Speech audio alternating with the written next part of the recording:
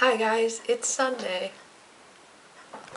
So I was thinking, since we watched Silence in the Library, one of my favorite Doctor Who episodes of all time at Doctor Who Club, it started getting me thinking about the books in my own room.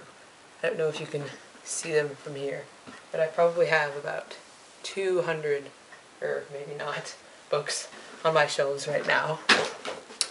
And I was thinking about the lessons that I have learned from some of them.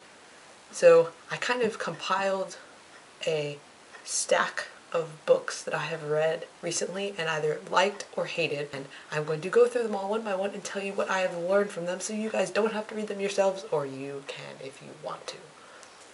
I learned from this book, Dr. Franklin's Island, that it is actually really cool to be turned into a stingray. As you guys know, this is my absolute favorite book of all time, and I don't really know what I learned from it except that it is very awesome. I learned from this book that actually sleeping is overrated and we would all be way smarter and probably a lot more successful if we didn't waste so much time in bed doing nothing. This book, I have nothing to say about this book except that it is awesome.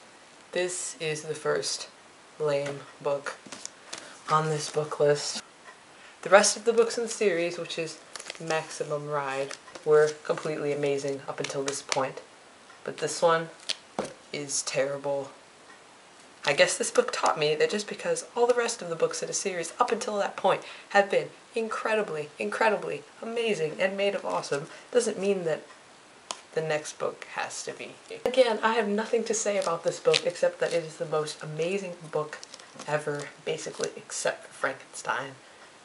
I can honestly say that since I have read this book, The Maze Runner, I have not been in a corn maze or any other sort of indoor or outdoor maze, and that has been about 2 years since I read this book. So it kind of ruined mazes for me forever, but that's alright because it's still really amazing.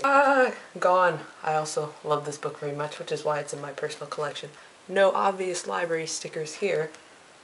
I have learned from this book that it would be a really bad idea to put a bunch of kids, mutant kids with superpowers, in charge of a town. I also like this book. If you guys haven't read it, I would recommend it.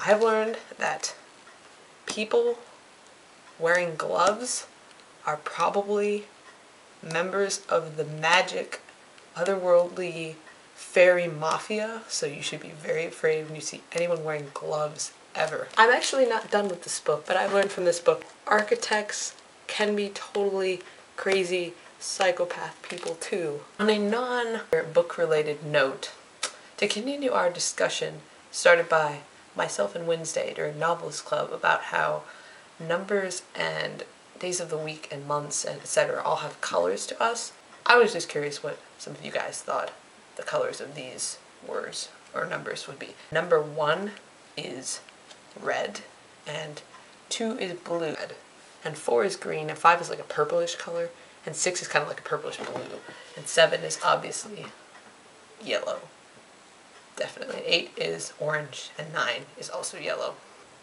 But just post your responses to the creepy letters and months and numbers and color mysterious phenomenon, and we will see how much we concur in our answers. Until next time, DFTBA, and don't blink.